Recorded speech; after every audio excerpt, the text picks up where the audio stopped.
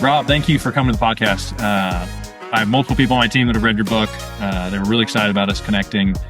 So if you wouldn't mind jumping in, kind of brief background, you're author, speaker, entrepreneur, very impressive resume. And I'm going to get into the practical stuff. We promise our audience that. But if you can give us kind of a high level intro, I'd love that. Sure thing. And first, thanks for having me. I really appreciate you taking time. And I'm excited to hopefully make a big impact today with your listeners. I'm an entrepreneur from an early age. I started selling blow pop lollipops out of my locker in ninth grade. And I usually like to share that story mainly because I bet a lot of your listeners are shaking their head. They're like, I did some version of that too, or they at least know somebody that has. Out of college, I started a business in 1991 with my best friend who I was selling those blow pops with. And we grew the business. In 2004, we sold the business to a public company and bought it back 18 months later. Right around that time, we thought, hey, what could we do differently here? And we put a great emphasis on caring for the totality of our team members' lives and a huge emphasis on our corporate culture. And so we built the business from that point on, being very open, honest, and authentic, from the tactical stuff, both within the business, like sharing the financials and teaching financial literacy, all the way to like some of the struggles that we might talk about that I've had in my life. A few years ago, we passed the torch on to a new CEO who hopefully will take the company, and we believe will, to new heights. And I'm doing this wonderful work today that we're going to talk a little bit about. That's great. What's the business, the core of it? The company is called Image One, and it's a managed print services business. Yeah. So what was, when you said you rebought it, I've heard that story more often where it's sold and then whether the company says, hey, we just don't know how to run it or we're not maximizing it. And then the founder gets to buy it back. Yeah. What's the difference? Was the first round just pure results? I want to make a lot of money at all costs. And then you're like, man, we got to focus more on the people. Like, how was it different round one versus round two? So, being entrepreneur our whole life, that's all we knew how to operate. So then this big company bought us, and we had a 3-year employment agreement. And so all of a sudden we were integrated into this corporate culture, and we didn't know how to, be in that culture. It was very difficult for us. So we were struggling, to say the least, to, be within all the dynamics that were going on. And so when they had a shift in their leadership team, a new CEO came in, and he came to us and said, not part of the strategy anymore. Can we get this back to you? Get it off our balance sheet? We said, yeah, that sounds great, because the corporate culture wasn't working for us. But it also kind of gave us a window into the types of experiences employees are having. And we thought, that's not a great experience. How could we do this differentiate ourselves, and then also, make this a wonderful place for people to work, where they might look back after retirement and say, wow, I was really glad I was part of that company and part of their growth, and, the support that they had for me, not just on the business side of things, but also personally. Yeah, that's impressive. So with your work, if it's fair to kind of break it into the outer and the inner work, I've spent a lot of time over the last 4 or 5 years doing more of the inner work, and I can't wait to get to that part with you. But cool. I feel like as a business owner early on, I was more open to the external practical stuff because I wanted quick results. So if we can start there, and then we'll kind of find our way into the work that I bet all of us entrepreneurs eventually find ourselves sitting in, is the deep inner work. But practically, you can start us there on kind of what you've learned, what you teach, and then I'll kind of push you a little bit for us to get kind of a few layers. Cool. Yeah.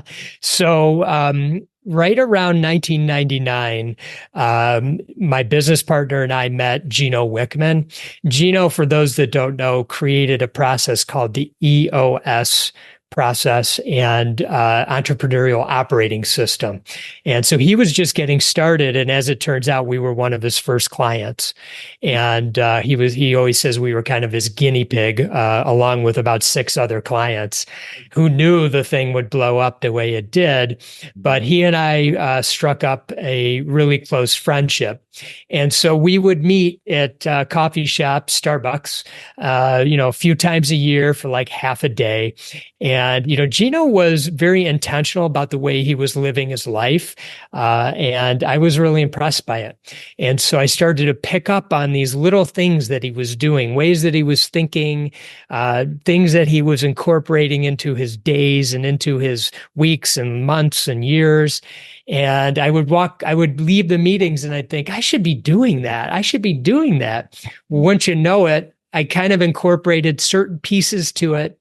And many years later, I think it was about 4 or 5 years ago now, he actually wrote them all out and created a name for it called the 10 Disciplines for Managing and Maximizing Your Energy. And so those were really key among some other things, but those were really key to create a strong foundation in my life that gave me back my greatest asset, which is time. And with that greatest asset back, I had more space and clarity in my mind, not just to run my business and do a better job there, but also to do the inner work and be able to do it really well. What are some of the practical things you've seen with entrepreneurs? And you've blazed this trail for a lot of us, which I appreciate that you're talking about stuff that you've done yourself. Entrepreneurs are listening now, advisors are listening now. What are some of the practical foundational things that you would say, hey, you need to have these 3 or 4 things addressed, aware of, before you can really move on to some of the more deeper work? Yeah. Well, I think first and foremost, what I see the most of, and let me create a little context here. We have an assessment on our website called the True Self Assessment. So you can go to the 10disciplines.com and take that assessment. We've had about 3,000 people take it now. And everybody in your listening audience are the types of people that are taking the assessment. 76% of those people do not think in 10-year timeframes. So that's my starting point to answer your question. This is your North Star. Where do you see your life in 10 years? And knowing that is important because it informs your actions and decisions in the present moment. Okay, so this isn't goal setting, it's mindset. And so when you get really clear that you want to have a loving relationship with your spouse, I'll just use that as an example, how you treat that person today makes a difference 10 years from now. So just like in your businesses, you might be thinking, some of you might be thinking in 10-year timeframes, and knowing that you want to set it up in a particular way so it is healthy and can withstand difficult times. We need to do this both in our personal life and in our business, and then integrate the two. That's really key. So that's one area that always comes to my mind as a starting point. All right. So you triggered me there a little bit. So I want to be coaching from you. So I was the 10-year thinker in business and life until life brought me some massive curveballs that I never expected. And what it did, at least for a short period of time, it shortened to where it was like, I'm making 3-month plans, 6-month plans. And there was a little relief in that for me, that I'm not always trying to look so far ahead and not be as kind of present or strategic thinking in the short term. So how I believe what you're saying, but something in me is kind of pushing back on that, saying, yes, it was too long, because so much can change between now and then. So how would you coach me up on still being able to think in the long term? Yeah. So it's not goal setting. So it's, how do you see your life in 10 years? You might say, I'm not suggesting this is what you would say, Sten, but you might say, or one of the listeners might say something like, I want to have meaningful connections with all people in my life. I want to show up and be loving and unconditional in all areas of my life. I want to be a good citizen and a caring person. It can be that kind of broad, because that just informs your actions today. Now if somebody wants to say, which is okay, by the way, if they want to say, I want to have a particular net worth and I want my business to be a particular size with a certain amount of employees, that's okay too. It's your 10-year thinking vision. It isn't anyone else's. So to take away some of the pushback, so to speak, on where your mind is at, I think you can still create that 10-year thinking vision, because the 10-year thinking vision is there with the knowledge that in a 10-year time frame, you're going to have 2 amazing years. You're going to have 6 really solid years, and you're going to have 2 years that are going to be really, really tough. And that's what you're referring to. Yeah. And so the 10-year thinking keeps you grounded. I've got time here, right? I'm going through a period now, and I'll get through to the other side. It always happens. And so that's what makes it so powerful. Okay. No, I appreciate the free coaching. That helps me think about it differently. And keep your cadence, if that's what you do and it works for you. I love that too, by the way. Yeah. I do appreciate the kind of normalizing or expecting the hard times. I read a book, I can't remember what it was, but it talked about trying never to be surprised. And what I appreciate about EOS, which we're kind of implementing, is the structure of it, breaking it down to daily tasks and clarity for your team, which I feel like most leaders, and it sounds like you've been immersed in EOS, so it's probably in your veins. It is. Okay, let's make it up as we go. Let's have a team meeting, because you should probably have team meetings. But it lacks the structure, the implementation, the accountability. And so we're big fans as we implement that. Yeah. But in your teaching, is part of it kind of just normalizing things for people, just saying, hey, just so you know, I'm gonna show you what's coming to some degree. And it's gonna be nuanced for all of us, but so people are kind of less surprised as business. For sure. It's all about being in the right mindset, and then, being practical too. There's an aspect there for sure. In your business, you got to be prepared for a downturn. Something's coming. You can go back 100 years or more, and you can see in 10-year timeframes, there's always bumps in the road. And so you got to be prepared, have a strong, all the stuff, strong balance sheet, cash in the bank, et cetera, et cetera. Don't overextend yourself, so you can be prepared and take advantage of those times. I mean, again, we're talking outside stuff and we're talking company stuff, but, there are so many companies that when a downturn comes, they're well positioned to take huge advantage because they were prepared. And it's so beautiful. But also personally, it's great to be prepared. And that being in your business, I'm sure you're preparing people all the time, for that challenging year or two that they're going to encounter. How's your mindset shifted over time? I talk to a lot of business owners as clients and a lot of advisors within our coaching community. And I find most people have a general level of frustration with leading and coaching other people, because as business owners, it's like they don't want as much as we do. It's hard to find good people. And I think interacting around other people, like that's a challenge. And it's so rewarding as well if you can kind of sit in and get better at it. What have you found are there some people that it's just challenging, and then are there others that just kind of fully, you have to find a mindset where you just kind of embrace the difficulty of leading others and motivating? Of leading. So I love this question, because you and your audience are driven. You're driven people, driven entrepreneurs, advisors, and it's in your DNA. You're at the top of you're at the 10% of society. So think about that for a second.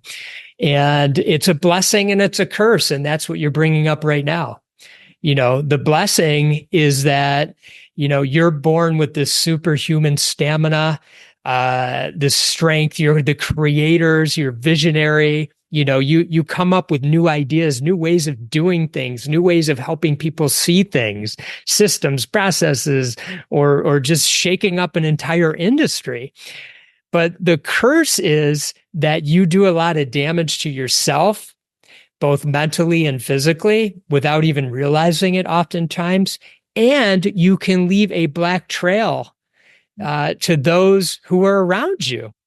And so the key here is learning and accepting that that's who you are at your core, embracing it, but then learning how to manage it.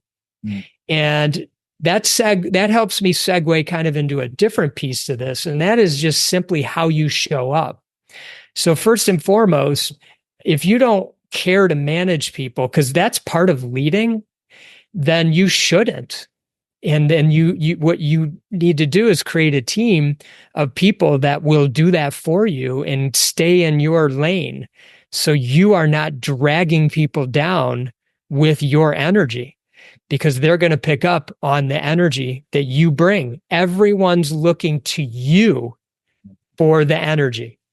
And if you're frustrated because people aren't doing what you want them to do, their energy is going to go down too.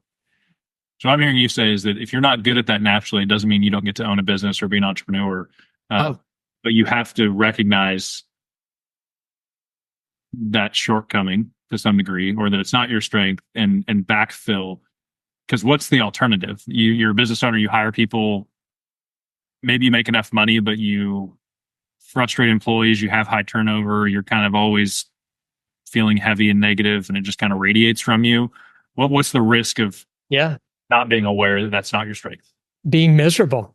Yeah. That's the risk. Yeah. And how many business owners are? They are. I mean, and they can't get themselves to invest in a key person, to do all the stuff that they're horrible at. There's many things: unique ability, your superpower, you can call it all kinds of things, but that's the quadrant that you want to get yourself into, and do what you're best at, and make an investment in yourself and in your team if you truly care, and delegate off that piece. If you are not a good manager of people, hirer of people, holding people accountable, all the things that are important, leading and managing, holding accountable, then get yourself out of that box, and you'll feel lighter, freer, more creative. You'll have more energy. You will end up being a better leader because you won't have to deal with the minutia.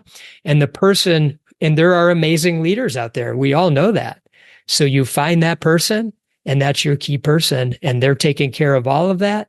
And you have a great culture in your organization. I gotta believe most of us want to provide a good working environment for our employees, for our team. I mean, we're human. I think that's just a natural thing that we want. We're just not all capable of doing it well ourselves.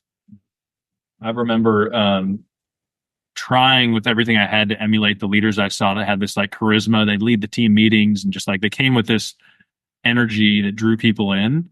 And I look back, for a long time for me, I was more of like, hey, results, like Sten, you want Sten on your team because he'll push and get things done. But I wasn't necessarily the warm and fuzzy that you want to hang out with Sten, but you do want to be on his team.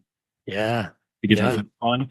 And so for me, I had to internally struggle with, Sten, that's probably not who you are naturally, because it felt draining to me to try to adapt to that too heavily. Yeah. But what I did find is I did start delegating more and finding people that could, take care of the office stuff, or, structure the team meetings, things that didn't get me excited. It then kind of, the lighter load almost allowed me to release more of a natural kind of like, oh, Sten's happy to be here. And he's not having to be the one keeping everybody accountable every day, which is kind of a heavy job. He actually has to come in and kind of celebrate more. And so I don't think I'll ever be the biggest cheerleader in the office, but because I wasn't forced to operate in these roles that I didn't enjoy, something else was able to come out that I was like, oh no, there is something in there that's a little more natural, that I am more of a coach and I somewhat of a cheerleader. I'll just probably never be the full on charismatic leader that I've seen before. Yeah. And was that a hard transition for you, or did it feel like, what was the feeling that came up when all this realization began to come to you? I think there was some initial kind of failure element of business owner, ex-athlete. You're just like, I want to be able to be good at anything I try to be good at. But then there was also this resignation of just like giving myself permission and grace not to have to be everything to everybody all the time. And then that's, I mean, part of your book, Shine, which I want to kind of transition and kind of the inner work, is I was all about the practical external stuff. I want my business to win. I want to keep people accountable. I want to reward them for their success. I want to do all these external things. And what's amazing is I was able to do that for quite a while ignoring, at times, I think for business owners, your trauma is what fuels you. And it's like it helps you look good. And then all of a sudden you're realizing, like, is that my fire? Like, if I put that out, if I address some of this stuff inside of me, am I all of a sudden going to become weak? Or and so when I started going down that path of looking internally, it allowed more of my true self to shine. But I did have to kind of face some of these things that were part of my recipe of success, and thankfully, they're not required to be successful. So Yeah. I kind of missed that. That's so good. You know, we have these 10 disciplines that are this foundation that we teach. And discipline number 3 is know thyself. And you know, what you just shared is exactly what that is. And, you know, for many years, you had a mental, an imprint about what leadership meant and how you had to be. And in a sense, you know, you were, I might be over exaggerating. So, you know, give me some leeway here, but, you know, maybe in some ways you were showing up as a chameleon. You know, you were just trying to be something you weren't. And I love the way you describe it, because it was draining your energy. And I know that feeling. It's, you know, you're showing up and you're trying to push through it all because you're supposed to be leading the company. And that energy that you're talking about is what I was mentioning before. People pick up on your energy. And when your energy is low and drained, it brings them down. Mm-hmm. So I love that you had that awareness and shifted and made the moves, you know, whatever moves you needed to make to get in the place you needed to be. Yeah. To drive the company. Back the version that I was trying to be attracted a certain kind of person to be team members. And yeah. And what I realized is I kind of tried to live more healthy and clear. You then, and I end up seeing these kind of voids where it's like, oh, people are not a good fit for where they are because I'm no longer over operating. Yeah. If I find my lane and try to live in it, you end up facing some things that are even more difficult. You're not, this is not spot on.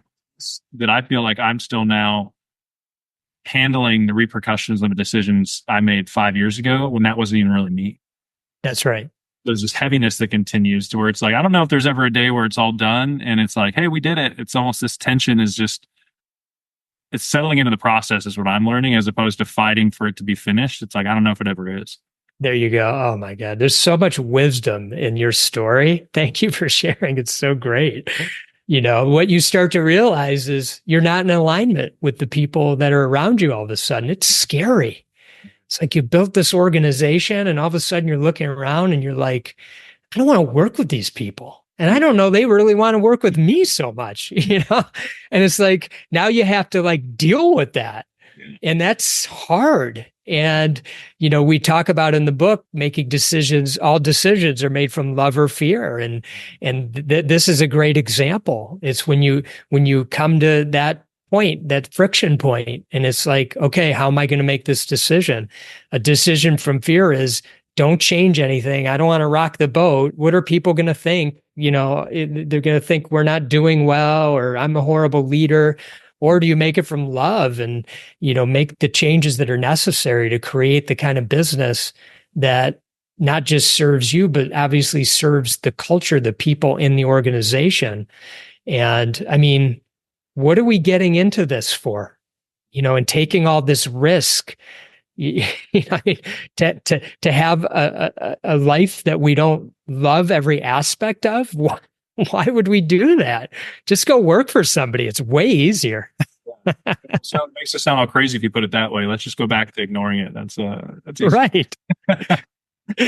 So if we're going more into kind of the Shine book and kind of the inner work, in my experience, and I was in this camp, there's a much heavier resistance to receiving feedback in that department versus the, hey, how can I run better team meetings? How can I prospect better? Like the practical day-to-day results oriented stuff where it's like I get a result immediately. Yeah. How do you get people to at least say, you're right, that's important, and I need to start down that path to some degree? Like, is it like life crisis where they're kind of forced into it, or is it possible to edge somebody down that path? Yeah. Well, in our book, we are hoping to open up some minds around this because, and there's a few things I want to say here. First is, you mentioned, I don't remember your exact words, but they're the words that are very commonly used, which is, I have this drive, this edge, this thing that has helped me create success and continued success. And I'm afraid to, like, if I start doing some of this stuff, I'm going to lose that. And we write in the book that it is possible to be driven and have inner peace. Mm-hmm. And why wouldn't you want that? Mm-hmm. We want to increase your drive, actually. And these concepts that we write about are intended to do that. When you're working from your true self, you are so much clearer about what matters most in your life and what you want out of your business and out of your life. And everything drives in that direction, full steam ahead times 10. Yeah. So you're going to get way more than what you even could have imagined. But at the same time, you're going to have peace while you're doing it. And that's what's missing. So, the idea is that okay, I understand I'm driven. So here's the next thing. The next thing is many entrepreneurs. There's a great friend of ours named Justin Breen, and he wrote an article for Inc. magazine. He works with entrepreneurs, and he mentioned in the article that there are these different traits that he's noticed that are pretty common amongst entrepreneurs. I want to read them to you. They've had at least one of the following things happen: bankruptcy or near bankruptcy, heightened levels of anxiety, depression, a traumatic experience as a child or a young adult. And then Gino and I, when we were writing this, we added a fifth one called addiction, which is doing something that's not good for you. And the number one addiction that entrepreneurs, business leaders have is work. And so what's up with that is what I like to say. All five of those, I have three of them. If you add addiction on work, I'm 4. So, I was like, wow, that's a wake-up call. Mm-hmm. So we dig deeper into this. Now, I hope you all will stay with me as I share this. We are walking around with a suit of armor. We're in a cocoon, okay? Our true self is in there, who you really, really are at your core. But we've learned a certain way to go through life. Most of the time, it's how we should look on the outside. That's the outer world stuff that we talk about. And our ego is protecting us. That's the suit of armor. That's the cocoon that we find ourselves in. And our ego doesn't want us to feel pain. And so that's what's happening. And that's why so many entrepreneurs are unemployable. So they jump in and create their own business to get all involved with it, to stay away from the real stuff that they have to be addressing. That's our ego saying, I'm going to drive and have tons of outer world success to show the world I'm something. Yeah. I'm going to show my parents. I'm going to show my teachers. I'm going to show whoever that I can be successful and I am something. And then what happens is many somewhere along the way climbing the mountain or even getting to the top of it They look around, they go, I've got all the stuff I could have ever imagined. I have a great company, I have people, I have money, I have a great house, I go on great vacations, yada, yada. Why am I still miserable? What is happening here? What's happening is you have not addressed some of the things that have happened in your life. Some of these things could be big traumas. Some of them can just be little things that happen along the way, but you got to address them. So you start taking off the suit of armor, doing the inner work. The cocoon starts to dissolve. Another way we like to say it is we chip away at the block of marble to show the masterpiece that you truly are. Mm. And once you start to get inside there, it's beautiful. You start to open up and you start to free yourself from all these other things that have been holding you back from what your actual true potential is. And you start to notice there's no mountain. There's no mountain to climb. Yeah, you're good enough just as you are. You're good just as you are. It doesn't matter how much success you have. You can have success, failure. You're comfortable in exactly who you are. Now you're free. You're 1,000 pounds lighter. Mm-hmm. And so all your decisions, all your feelings, your thoughts, your emotions, they're now all redirected. And this is where you actually find this greater success in business because you're free. And you're doing it with peace. Do you think somebody can do that on their own in their head? I think most of us need something to help us. I think there are now, if a book is on your own, I think books help. If a podcast like yours is on your own, podcasts help. Listening, getting information into our analytical mind to help us connect some dots is a good thing. Going to therapy, which is really common these days, obviously. When I first started going to therapy over 25 years ago, it wasn't like that. Yeah. But thank goodness. So, these are areas where we like to say you're dipping your toe into this inner work, but you can keep taking things deeper and deeper if you want to. And we encourage that you do. And it takes time and patience. And sometimes it's hard and painful. We always like to say every time you shed a layer, there will be tears, but that's a release. That's a release of something. You shed a layer, you're that much freer. And then more things start to come up. I believe, and this is my own experience and the experience of many that we have worked with, that there's a certain point where I want to say it gets fun. In other words, you look forward to shedding more layers, even though it's going to be hard. I used to run marathons. I always looked forward to running the marathon, even though I knew it was going to be a super painful 3.5, hours or so. So, it's like that. You're working the muscle. And so, but back to your question, sorry, I got a little off track, doing it alone. So I think it's really wonderful, though, to find a community, to find a support system, therapist, a group, whatever, a place to go, where there's some structure, where there's some experts, that can really help you navigate, your feelings, your emotions, and your thoughts. Yeah, as I started venturing down that, I did like an intensive kind of retreat thing for a long weekend, which was the last thing I wanted to do. Share it in front of people. We even got to a session where we had to do like drama therapy, where they made me act things out. Yeah. Everything my body is firing to like run out that door. Because you want to hold on to what is known. You don't want to be exposed. Like I had to go into it. Luckily I had some counselors help ahead of time, setting the stage, being like, this will trigger so much in you to just keep the status quo at all costs. Yes. It's what it's what's comfortable. But out of that intensive experience, one of the biggest breakthroughs I had is that you can serve the world without trying to save it.